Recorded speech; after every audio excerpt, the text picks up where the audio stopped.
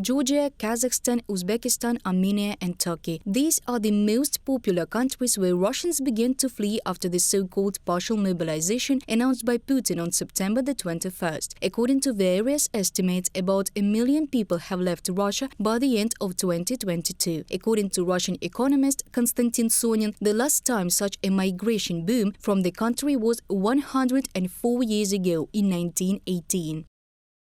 Of course, people became refugees, not only because of the loss of their jobs and incomes, but also because of the fear of mobilization, of reluctance to participate in a criminal war, reluctance of their children to fall under military propaganda, etc. That's right, the standard of living consists not only of work and income. Konstantin Sonin, Russian economist, professor at the University of Chicago, on Facebook. A significant number of people left immediately on February the 24th. Then political activists, cultural and business figures began to act. They realized that all borders could be closed at any minute, and then, if they left somewhere, then not abroad, but to some camps. At the end of August, the state unobtrusively emphasized, with a series of arrests, that those who had left were right. Nikolai Mitrokhin, research fellow at the Center for Eastern European Studies at the University of Bremen, from the article in Novaya Gazeta. Experts call the migration of Russians in 2022 a brain drain. Most of those who left Russia are representatives of the intellectual and creative elite, according to the analyst at the Kyiv School of Economics. In addition, whole companies were exported. The prospects for many businessmen in Russia are over.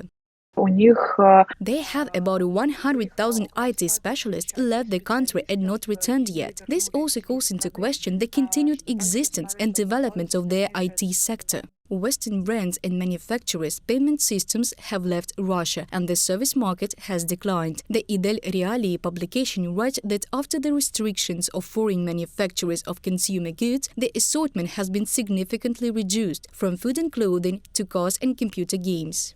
Russian shopping centers, and a large number of them were created before the start of the war, became empty simply because the tenants of the retail space used to sell not Russian products, but what they bought in the countries of the collective West, and they could not keep on engaging in this activity. And accordingly, we have a situation when it has become extremely unprofitable to have retail space in the Russian Federation. Chief editor of the portal Novaya Gazeta Europe, Kirill Martynov, notes that because of the Kremlin's policy, education in Russia has been destroyed, leading scientists have left the country, and international academic exchange programs have been stopped. Also, according to Martynov, due to the lack of specialists who also had left the country, many medical services became unavailable. Problems with the supply of medicines and modern equipment also increased.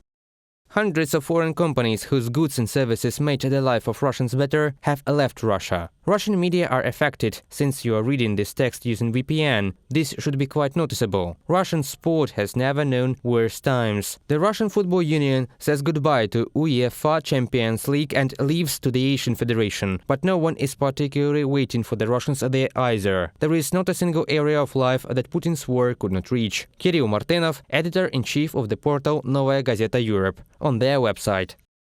In 2022, Russia became the country against which a record number of sanctions were imposed, more than against North Korea and Iran. One of the most tangible changes for Russians was the disconnection from the MasterCard and Visa payment systems, and for the country as a whole, these were restrictions on the sale of oil and gas, the main source of income for the Russian budget. Experts say that in 2023, Western sanctions will become more severe, including the price ceiling for Russian gas.